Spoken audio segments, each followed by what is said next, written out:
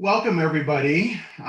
Very happy to have you here today joining us for our EdTech and education and remote learning and future of work all in one event here today. I am so optimistic for 2021. We learned a lot in 2020. We got through a lot together, so congratulations. But I think a lot of the things that we saw and learned and some of the even disappointing trends that we unearthed even more in 2020 are going to help us tremendously in education and education reform. So I am super optimistic about 2021. I'm also optimistic about our conversation we're going to have today. This is a magnificent lineup of experts, probably the best we've had around education in an event like this, in a webinar like this. And so I'm truly excited. I am Melo Ochoa. I'm the Chief Operating Officer here at Landmark Ventures, which produces the Social Innovation Summit. If you have not heard of the Social Innovation Summit, it is a platform designed to elevate groundbreaking ideas and innovative leaders who are changing the world for the better. And we have some exciting news today. We are announcing our first lineup of speakers, which will go out shortly today. The summit is on June 8th, 9th, and 10th. And we are announcing that actress, artist, and mental health advocate Selena Gomez will be joining us. If you follow her on Twitter, you know all about the work that she's doing. We have NBA Hall of Famer Shaquille O'Neal, Craig Newmark, Delilah Wilson Scott of Comcast NBC Universal, Pamela Norley of Fidelity Charitable, DK Bartley of Moody's, Philip Gaskin of the Kauffman Foundation, and many, many, many more. So go to socialinnovation.com and register today, socialinnovation.com. But today we are focused on education technology over the past year of the pandemic and the inequities and access issues we've seen, the breakthroughs and new approaches for pedagogy, and the gaps we still need to fill in shaping remote learning. I was talking to a friend out in Los Angeles over the weekend who coaches teachers, and she said that remote learning has definitely added efficiencies through EdTech, but that kids just aren't showing up in big numbers. In Los Angeles, a student can show up for 10 minutes at the beginning of the day, check in on Zoom, and then leave and be counted as attending all day. So there are obvious engagement issues that both remote learning and EdTech address, and obvious diversity issues behind some of these disappointing trends. We will get into it all today with our experts. So let me first welcome to the conversation our first two experts, George Moore, Chief Technology Officer at Cengage, and Scott Shaw, CEO and President of Lincoln Tech. They have both been very helpful in partnering with us on this EdTech webinar, and so I'm really happy to have them with us today. How are you, George and Scott? Good, thanks. Thanks for having me. Yeah, not a problem. Well, you have been on the front lines of the past year in terms of both pivoting, but also learning a lot. I guess my first question to you is, what did you learn in that pivot? You are a vocational training school. I'm sure you could say it in better words than me, but a vocational training school. And when you think of that, you think of just hands-on activity-based learning in terms of, here's what's in front of me, let me get into it. How have you pivoted, and what have you learned from that pivot, or at least in 2020, that's going to inform your education going forward? Yeah, yes, we had to change dramatically. We've been providing hands-on training for now 75 years, and it's what students think of us as a hands-on training organization. And so when COVID faced us, we had to quickly pivot, as you say. And fortunately for us, we did have a lot of the building blocks in place to be able to pivot. We did have to go to 100% online for a while, which obviously, given what we do, we teach people to be mechanics, welders, nurses, cosmetologists, everything that's involved with using one's hands. And needless to say, you cannot do everything online, but all these disciplines do have a portion that is academic in theory and a lecture portion. So we were able to bring those items online. And fortunately, as I said, we had some building blocks in place.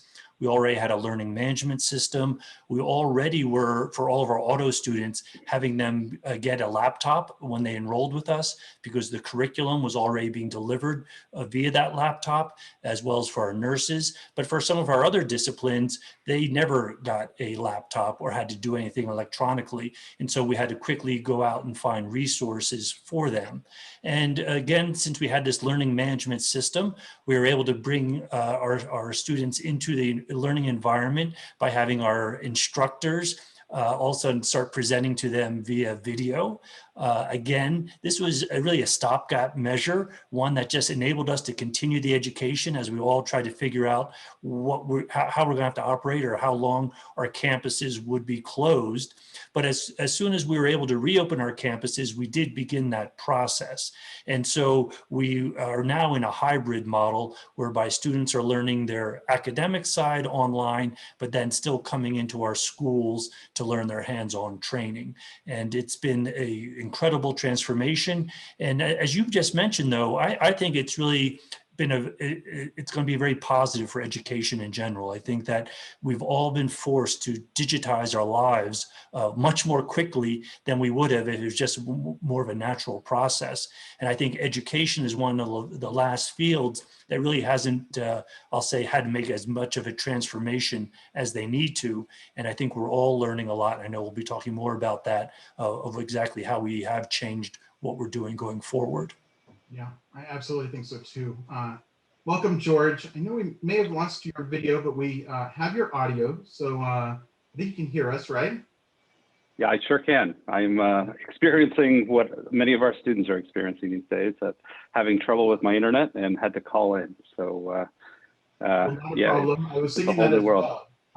This is maybe you're using yourself as a case study in terms of what a lot of our learners have dealt with over the last year in terms of needing to get to class or this webinar, and some tech issues come up. And fortunately, we have a team here to help you. But for a lot of learners, they don't have the help. So as a pandemic kid, and I've been on your website a lot and know you well, you're all about engagement, and you already had a lot of things that you were offering on a digital front, but what sort of insights were you hearing in 2020 from students or instructors in institutions about the use of technology and outcomes as the world shifted to 100% remote learning?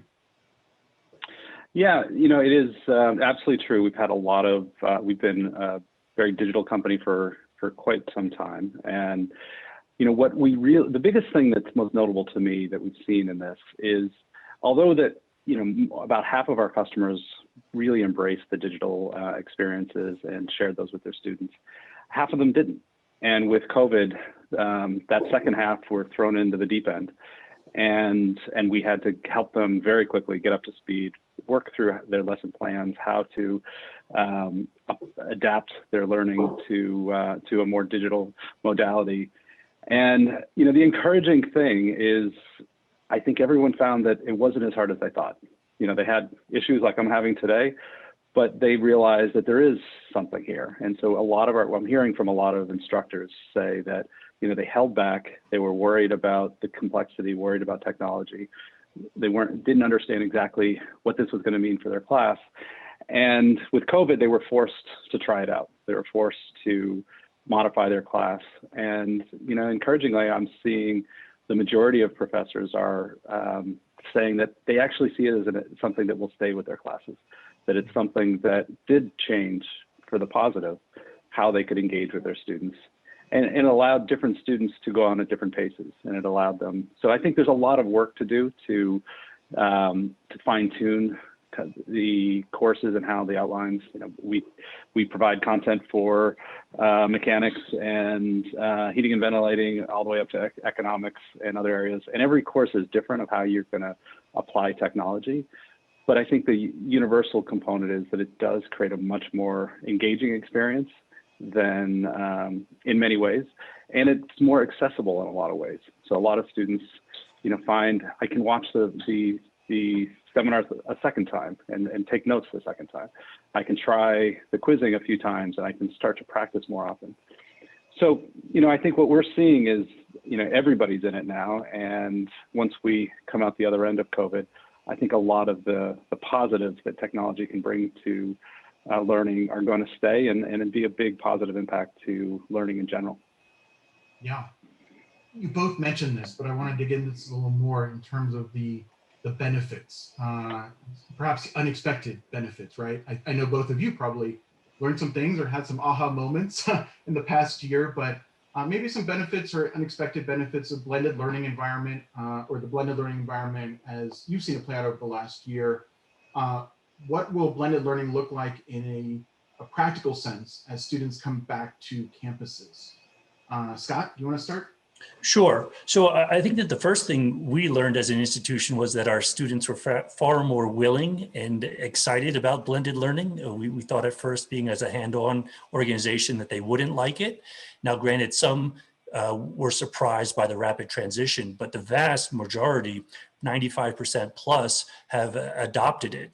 And some of the aspects that they like are the flexibility it gives them. Especially a lot of our single mothers who are in our nursing program, they don't need to come into our campuses as often, which means they have fewer childcare issues, less transportation costs. Some of our students who are, let's say, our mechanics are able to work now longer hours, which helps them pay for their education. So that flexibility has turned out to be a real plus. And as George mentioned, we do both synchronous and asynchronous videos. And when it's asynchronous, the students are able to really go at their own pace, and they're able to rewind it. If they didn't quite get a concept or hear exactly what was said, they can go back and hear it again. And so it's really helping students learn in a different way.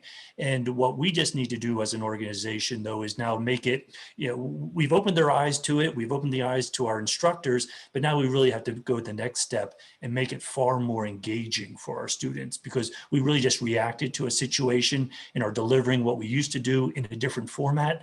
Now we really have to embrace this new format and take advantage of it to really enhance that learning experience. And that's what we plan to do going forward. We plan to have all of our programs now in a hybrid fashion, so the students can take advantage of the flexibility so they can manage their lives better, but then also make it a better learning experience for them as well. And I know before you mentioned that there's even some efficiencies at scale, if you will, through a blended learning environment in terms of one class could be taught to 9 campuses, whereas that might not have been possible before. Yeah, I think that's going to be a really interesting opportunity for us. I mean, again, we have multiple campuses around in different states. And while I think we have all great instructors, I know we have a #1 instructor who can really engage students in each course that we offer. So why not avail that instructor to all of our students? And with technology, we'll be able to do that, so that it's not as if you go to school and you say, oh, my history teacher was great, but my other English teacher was bad. Our objective is to hopefully, for every course that you take, you're going to get the best instructor that we have to offer that education. And I think that will be a real game changer for a lot of people, and hopefully, again, make it more engaging, making more people stay with the education and therefore graduate. I think it's going to be very exciting. Yeah, you have your own all-star team here, go across the board. George, what's on your mind? What are your thoughts around the benefits, maybe some unexpected that you're seeing that is shaping your work ahead? Yeah, I think, the access for students. The traditional student today doesn't go to school from 9 to 5, classes back to back, but majority of them have a second job, if not 2, and have other commitments that they have to attend to. So I think, as we start embracing technology, we're really making, the reasons that people dropped out of college, and unfortunately the dropout rate across the country is still considerably higher than it needs to be. I think creating more access through just flexible schedules, being able to do your homework on the bus, on the train, being able to take 10 minutes and do a little bit of work while you're at your second job. I think that's going to really try to kind of lower some of the barriers of people getting through their education. And, I think technology has a big thing to play there. And there's a lot of things we have to work out at the same time. I think how do we make sure that we don't homogenize our education? I completely agree with getting some rockstar instructors in front of the students and being flexible there. But we also have to make sure that that intimacy that you have with the professor is not lost. That when, you know, all of us, I think, can remember that aha moment when you had that connection with an instructor and they were able to understand where you were stuck and help explain a concept to you, that we need to make sure we don't lose that. You know, that is what makes learning special, and what the U.S. education system is very different than around the world, that the instructors are really the center of, let's make sure that we don't homogenize the messages. Let's make sure it's not kind of dictated from the top, but let's bring in experts and let experts explain their theories, their views on a topic. So I think there's a lot of balancing to do to make sure the benefits of technology coming into here, which I think will, as I said, definitely stay, don't get overshadowed by efficiencies and other aspects that could take away from education. Yeah, that's a good point. I had office hours when I was in college. Never went to them, but they're available to me. Exactly. As you are in this work, deeply into this work, what are you seeing in terms of the best ways of creating that engagement online, either between students or with Yeah, you know, I think the most successful classes really have to do with, you do need to redesign your course. That just taking an in-person class and trying to, quote unquote, bring it online is a very suboptimal experience. That you really have to take a step back and think about how to kind of manage the pedagogy and how you're going to, what components you're going to have the student do on self-paced, how you're going to have that interaction, which kind of team activities you can have. And there's so much more you can do now with technology. So what I've seen is we've all kind of jumped in the deep end. People have worked it out. We've got okay classes. A high percentage of students in the spring, when the spring semester, said that they didn't feel their schools were ready. They didn't feel their instructors were ready. They got thrown into online. In the fall, we did a large survey, and that number increased. The satisfaction rate increased dramatically, which was great. I think people took the summer to rethink how to teach that class. And I think we're at the beginning of it, as we're seeing instructors who were nervous of using technology as part of their class now have kind of seen what it can do. And now their creativity is coming to play of, how can I leverage this? How can I make the class much more engaging, much more accessible when I assume technology is there for me? Yeah. Mel, if I could just add to that, again, what this is going to do for us is, from our perspective, we're still going to be hands-on. We're going to deliver part of their curriculum, maybe 25% online. But now when the student comes to the campus, he'll have already learned that technical aspect, so we can put them right into the shop right away with the instructor, which is why they come to us, and that's the part they like. So now when they come to school, it's going to be much more of a fully positive experience without maybe some of the more mundane aspects. And I think that, as George said, I mean, education is an interpersonal process. And our students are so excited to be back on campus, where frankly they can interact with their peers, but also with the instructors, and be able to ask questions one-on-one and get the feedback which they need. But again, the technology will enable them to have more flexibility in their lives, we believe, which will open up access to more people eventually. Yeah. Yeah, I think that's a perfect example. I mean, taking that fixed asset, that expensive thing, the car that they have to work on, and to working out how we can optimize that and get more students in front of it, but be efficient. They don't have to be doing everything while they're sitting there. There's a lot of work they can do asynchronously. Mm-hmm. And I think that's going to help overall. I think another benefit is you're seeing more and more institutions around the country starting to see ideas of how they can use technology to drive more efficiency into their institution, which will, in turn, I believe, lead to lower costs. So, this is the cost of education has been something that we haven't got our arms around. And I think technology can play a big role, if done carefully, to help drive more efficiencies into schools and allow us to teach more students at a lower cost. Yeah. Scott, it seems like since you're really hands-on in your campuses, you probably had some sort of slide, the summer slide, but now the COVID slide, as you started getting into this blended learning or remote learning, uh, but probably recovered. I'm assuming you recovered and learned from it. What was that slide like, and maybe how did you compensate for it, or how are you compensating for it going forward? Sure. So we had students, I'll say, stay on paper, but we did have more failures over the summer because, as you mentioned in your lead-in, sometimes students would sign in, but maybe not be fully engaged, or they signed in and they're doing other things while looking at their computer just because they weren't quite ready for this transition, and or maybe the content wasn't as engaging. So we hired an individual early in this process, as we realized very quickly that our instructors needed help in how to deliver what they knew so well in a classroom. But it's very different, just like our conversation today is a little different than if we were in an office setting having this conversation. So we're starting to give our instructors many more skills, giving them ideas of how to better engage students, how do you make sure that you're contacting and touching the students, calling on them, making sure that they're staying engaged. And so it's a learning process. But it's not it's very achievable to do.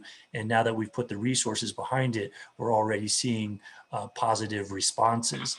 But again, the creativity of our instructors has really come to the forefold, and we're sharing best practices and getting new people engaged who didn't think that they could do things in a certain way.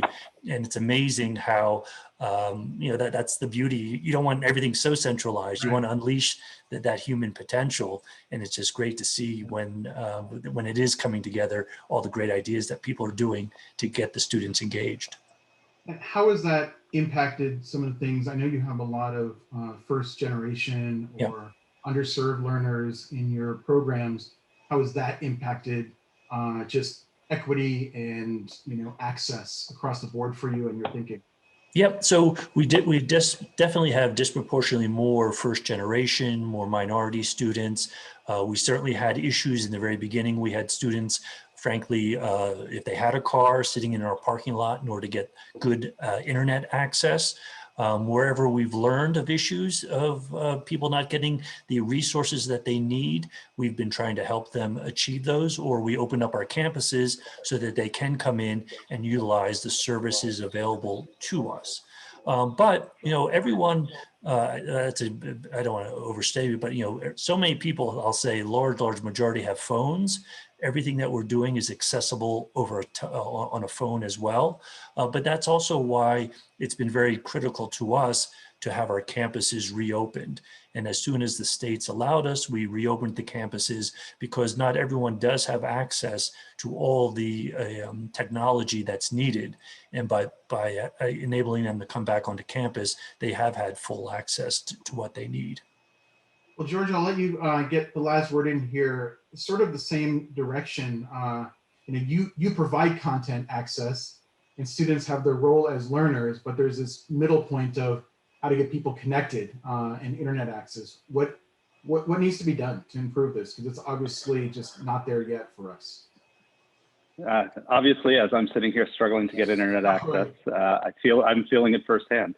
I think there's a bunch of things. I think it is great to see 5G hitting us at the same time. So there's tremendous upside with what 5G can do. I think there's been a number of initiatives where the technology is there to be able to segment internet traffic and allow some traffic to be underwritten by third parties. And so I think that's something that had been discussed in the last 10 years. And processing power is there that we can have, we could pay for the internet access for people who can't afford it for different content sets. So being able to, make the accessibility, because one is physical access and other is economic access to internet. A lot of our instructors, our students, say that they have to go to the library to get to do their homework. And so I hope to see, and Cengage is very supportive to try to help facilitate corporations and other organizations to help subsidize internet access. And then, I think hopefully with what's happening from the government perspective on really pushing kind of ubiquitous internet access in the rural parts of the United States. Okay, well, thank you, George and Scott. We're going to bring you back at the end to take some audience Q&A. And as a reminder to everyone who's listening or watching, I should say, submit your questions in the Q&A, and we will bring you back to answer some questions at the end. So thank you, George and Scott. Thanks, Mel. I want to bring in now a very special expert, Nathy Rodriguez. She's the program director at Annenberg Learner at the Annenberg Foundation. Annenberg is big out in Los Angeles, but obviously Philadelphia and other places. So I want to just talk to her for a few minutes about some things that she's hearing in our opening panel here, but just in general, what she's tackling at Annenberg Learner. So hi, how are you? Hi, Mel. Nice to be here. Thank you, everyone, for the thoughts you've shared so far. Yes, so Annenberg Learner, as you know, has a long history of contributing to education and providing resources that are multimodal, online, accessible to students and teachers. A lot of our work has been used in the classroom by K-12 teachers, and we hope to continue to support and elevate the voices of teachers, particularly this year as they dealt with the pandemic and as they return to in-person and some hybrid of the two. So we're looking at ways that we can support educators in public schools so that we can help with the recovery and learning loss. Yeah, I know you've been in education reform for a long time. As you hear some comments from George and Scott, do you have any reactions in terms of across the board, whether it's engagement, whether it's the access and inequity issue, anything on your mind just in reaction to what they were saying? Yeah, I think something that was echoed by both is engagement, and how do we get students re-engaged. I think one big takeaway that has happened with teachers that learning online has just been slower, and getting to know their students took longer at the beginning of the school year than it would in a normal in-person environment. And that less is more, right? They figured out that you can actually do a lot more and be efficient by bringing down the number of things that you're trying to get across to students. I think a big part of the recovery will also be partnering with community organizations to provide all the other resources that are needed to support the well-being of students, teachers, families. It's a big undertaking, but I am optimistic about what we can do in 2021. What has worked in your eyes, in your experience? I know you see the landscape well, you know a ton of people in the landscape. When it comes to education technology, are there things that are trending in a good way and some things that maybe are very, 20 minutes ago? Yeah, so one thing that was brought up is the flexibility of learning. One thing that I always keep in mind is that students are always learning, even in their home environments. And if we can chunk that content, I think George mentioned, allowing students to consume and learn content while they're on a bus or traveling to and from place. I think devices and platforms that allow students to access the content in smaller instances and in a more flexible environment is ideal. So some of the platforms that have been really successful are those that can transition from in-person to hybrid to distance learning quickly. Yeah. I don't want to put you on the spot here. I know you've been with Annenberg for about a month, I think. But can you talk about a program that you are doing, maybe something that you have done with a community partner, especially around education, technology, anything that could just give us some context for what's happening out there? Yes, so Annenberg recently partnered with Discovery Education and LAUSD to provide those multimodal delivery of videos, content. There's several subjects that are covered so that the teachers could integrate this in their classroom and that parents could access it outside of the school day. Similarly, we've also partnered with 2-Bit Circus, which provides hands-on projects. I think Scott would appreciate that we are also seeing the value in students connecting what they're learning to their real world. And so we're bringing some of that content onto Learner as well. Yeah. And so in your role, as you look forward, as you get settled and get your footing, what's most important for you? What's your top priority? Responding to the COVID recovery by supporting our teachers and our students. Okay, great. Well, thank you, Nathy. Really nice Thank you, to Mel. see you today. Always a joy to connect with Annenberg, and we will talk to you soon. Thank you. So next I want to bring in our panel of experts, Miriam Brady, Senior Program Manager for Digital Inclusion at Microsoft, Traci Scott, Vice President, Workforce Development Division, National Urban League, and Lydia Medina, Investor at Vamos Ventures. Quite excited about this panel because everyone is so expert in what they are talking about here. Hi, everybody. Hey, Mel. Hello. Hey, Mel. Good to see you. Thank you for joining us. So I guess my first question to everybody here, when I was growing up, we used to get TV Guide, the printed TV Guide, and there was always a section called Cheers and Jeers in terms of what happened on television the week before or something. As we look at education technology for 2020, what are your cheers and jeers, I guess? What is your take on the success of EdTech in 2020 during a pandemic and remote learning? And especially, how should it be more effective for all learners? Okay, so maybe Traci, do you want to kick us off? Yes, I am in the Sesame Street game, which one doesn't belong? It would be me, because I'm your connection. I am the connection to connecting education and workforce development and the future of work. And I think it's of no stretch of the imagination that this year definitely has impacted young adults overwhelmingly as it comes to them being prepared for the workforce. So obviously the National Urban League, we definitely look at and pay attention to the trends that are impacting low income and African American students. And so from that perspective, I would say, for us, it's a lot of jeers, unfortunately.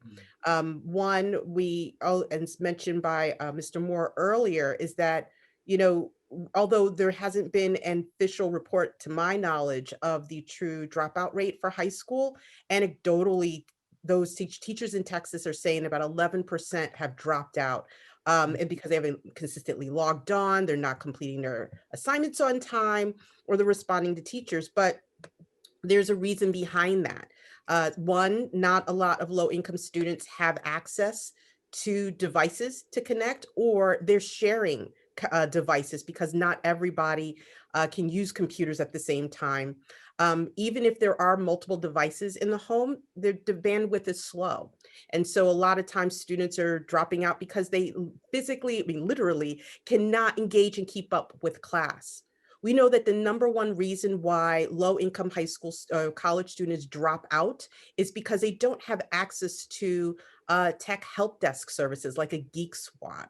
And so that was a fact that we learned just prior to the pandemic. So I'm sure it's exacerbated. And then we know that college students also are dropping out of college due to economic stress or pressures. Some have dropped out because of a lack of access to jobs in order to afford covering what tuition tuition scholarship or financial aid doesn't cover. And then those that do have taken out student loans, many of them have dropped out because of that burden, fear of the burden of that their lost year, they're not able to earn income. Then they really are not, then they're making the smart economic case for themselves, but it really is, it's meant that we haven't really solved for it and what that long-term impact is. Wow. Okay, a lot of jeers there. Miriam, cheers and jeers. What are your thoughts, reactions, reflections?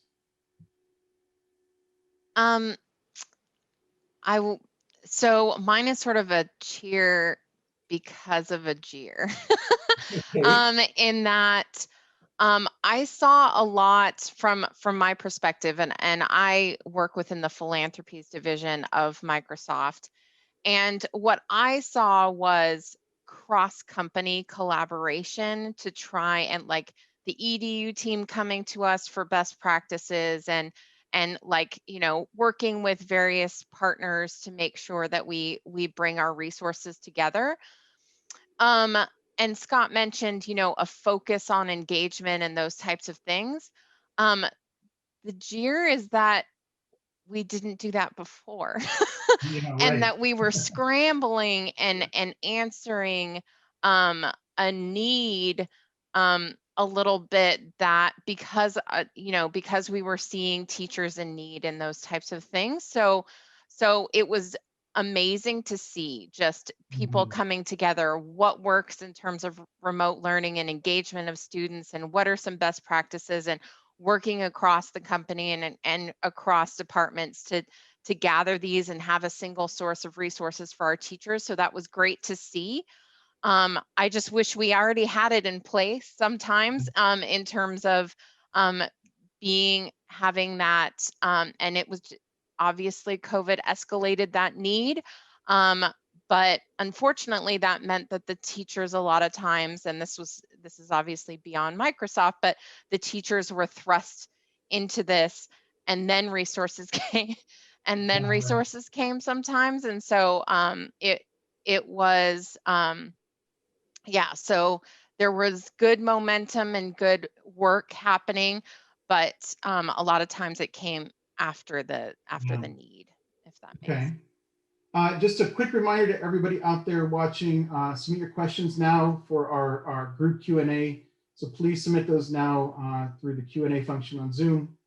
Lydia, welcome. I love your background there. Can't get better than sunny 72 and sunny LA there. Well, I'm in Austin right now. That is nice. Thank you. What is a cheer or jeer for you? Yeah, I think jeers, resonate with everything everyone said. The learning loss is obviously really unfortunate. The inequity that, that learning loss has had, disproportionately on Black and brown kids, low income kids. Just the amount of pressure that teachers have felt, just, being thrust into this, very unplanned, very quick, abrupt shift into online learning. The cheer from my jeers are that, I think in those three stakeholder buckets, what we've noticed a lot in sort of EdTech investing is that learning outcomes and the quality of education are no longer, these things that parents are, it's so intangible for parents, because it's actually pretty transformative if you're seeing the quality of education your child is getting and it's just not up to par. And so I think that's kind of had a really interesting way in the way in which, US American parents have historically thought about, spending, on education as a percent of their, disposable income. I think there are a lot of very interesting opportunities now that we have a very captive parent demographic. I also think that, following along on that, I think it's been interesting to see that, every child's experienced some level of learning loss. It's not, kind of quantified or explained in this paradigm, like, oh, it's just a low income, issue. It's just a Black and brown issue. It's everyone's kind of experiencing that. So I think there's very interesting opportunities that can kind of come out of that. And then secondly, there's going to be a lot of, I think, just ways or solutions kind of tailored towards the teacher role, right? Like, what is a teacher doing as a percent of his or her entire day?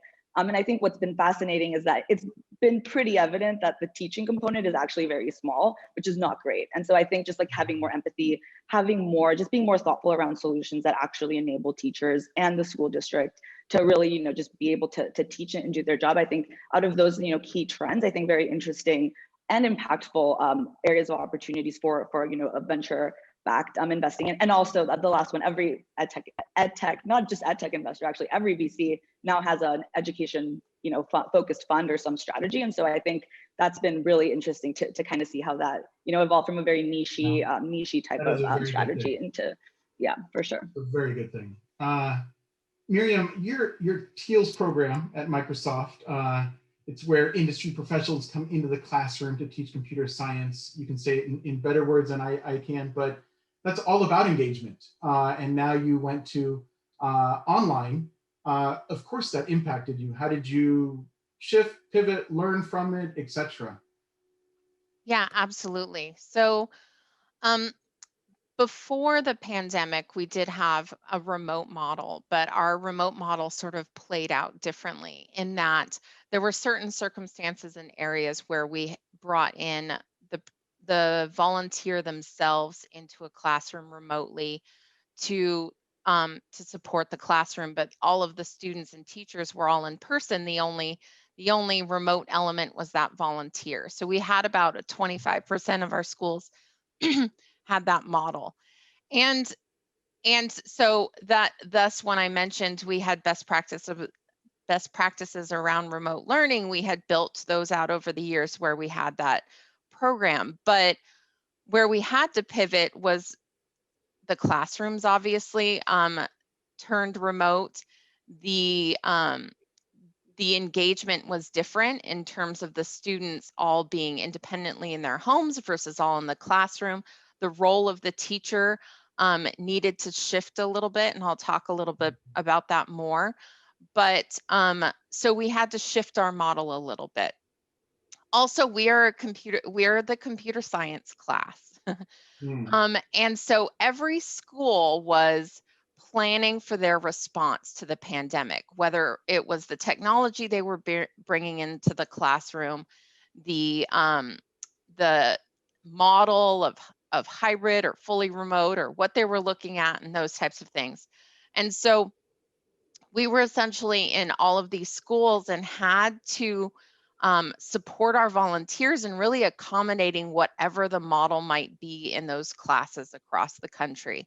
And so previously we had a pretty formulated, you do this and then you do this and then, you know, and best practices specifically designed for our model. Whereas then we had to expand to best practices in this model and best practices in this model, and just flexibility around the tools, that because we didn't, of course, want the computer science experience to suddenly be different from all of the other classes those kids were engaged in. So we really had to fold into what those school districts and technology departments were rolling out to their teachers and just support. So our support model in terms of those types of things built in a lot greater flexibility for our support model, because we just had to provide them a mixed bag of best practices based on what they were experiencing in their classrooms. Yeah, great. Well, quick questions here to Lydia. Lydia, what are you seeing in funding? What's, you know, you mentioned that a lot more funders are looking at education, but truly, like, what's the trend now in funding?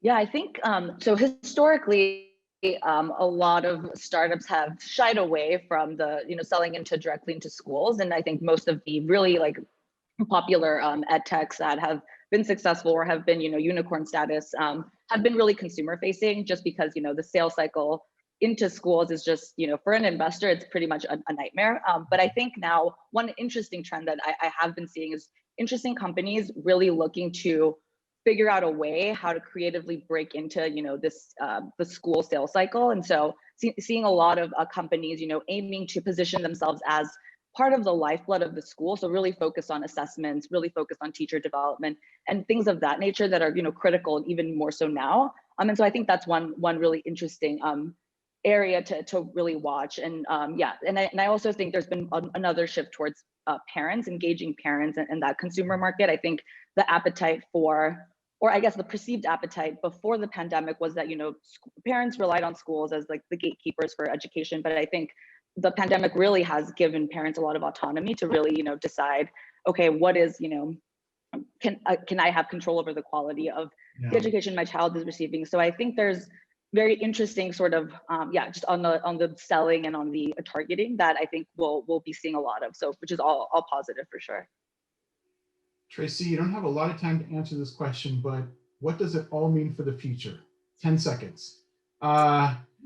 Jokingly, I say that jokingly, but maybe in 30 seconds, and then we'll open up to the group Q&A. But what's the ripple effect? What as you mentioned earlier in terms of workforce, what is going to be the ripple effect that we're going to see in 5 years, 10 years, etc.?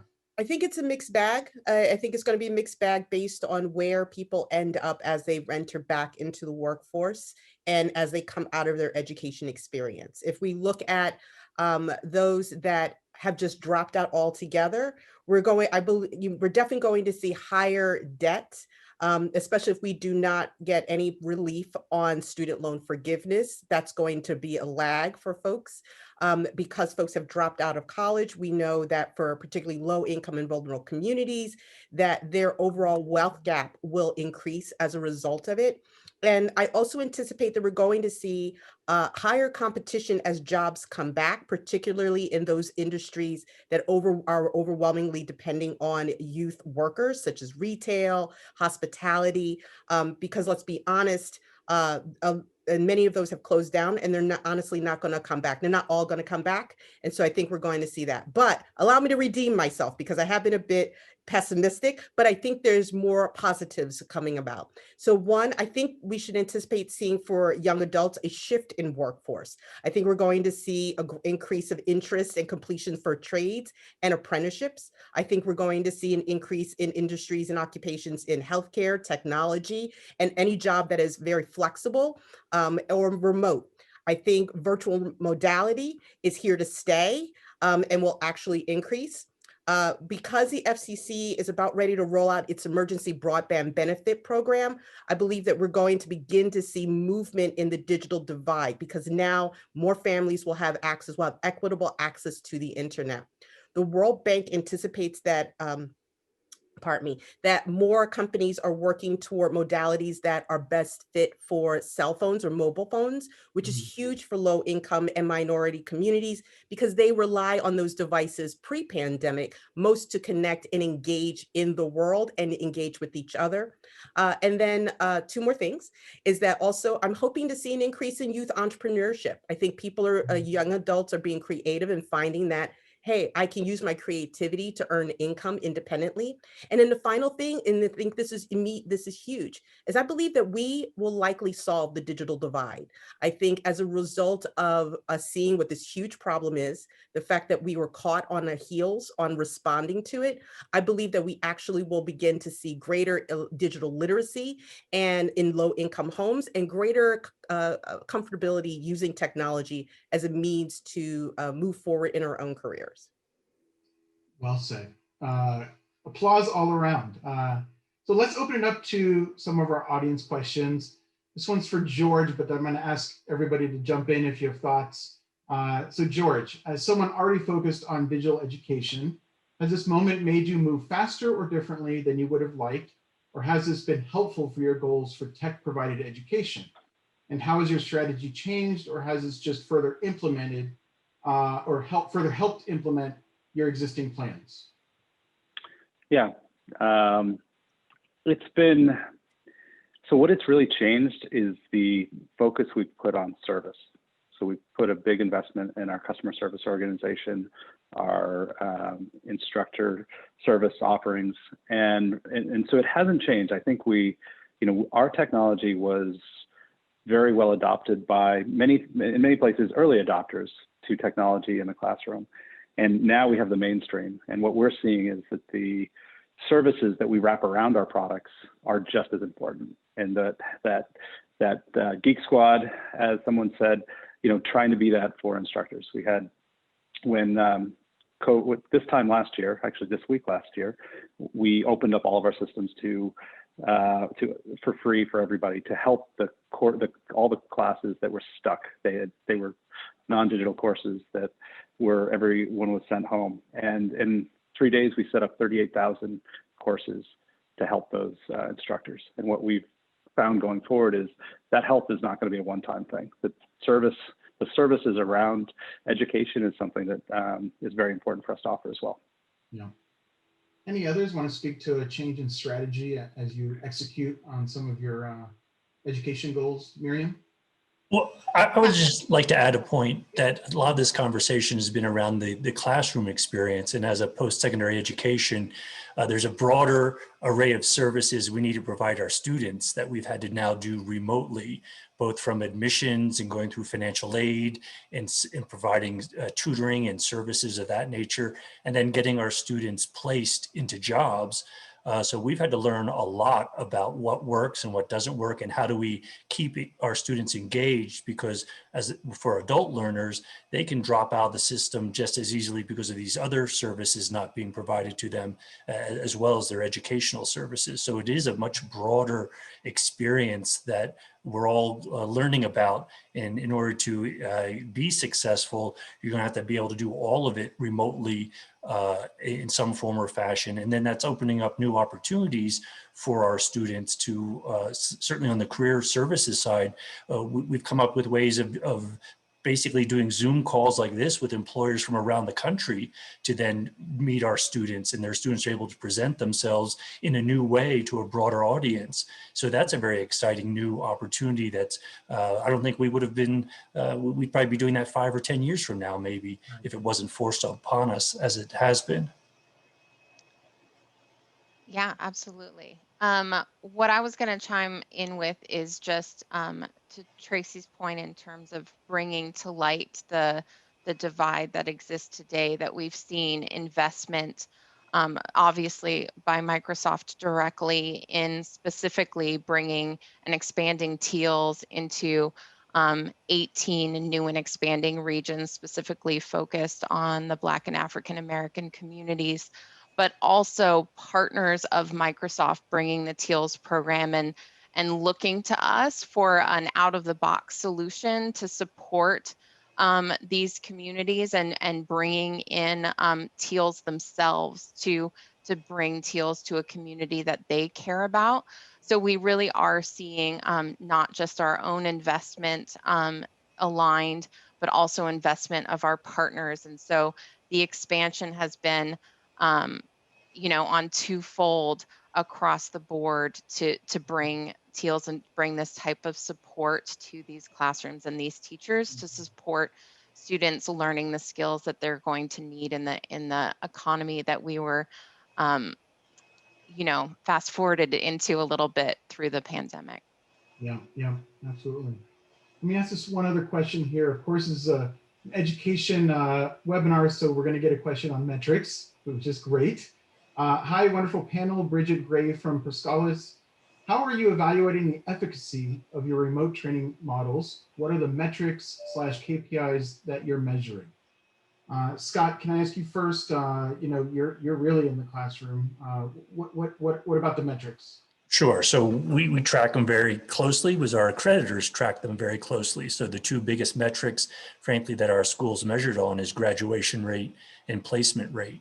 So we track that, frankly, daily, what's happening. And so as I think I mentioned when we first made the initial switch, we definitely saw an uptick in failures of students. And obviously, if they fail too many classes, then they're going to end up dropping out. So we quickly started putting in remedial processes and trying to find out what the issues were around why those students dropped. But it's something that's, for us, it's very quantifiable. We have programs, we know exactly where every student stands within the program, and we're shooting for ourselves, we're shooting for about a 70% graduation rate and an 85% placement rate, which when compared to community colleges is an extremely successful outcome. And so we continue to push for that. Nathy or Traci?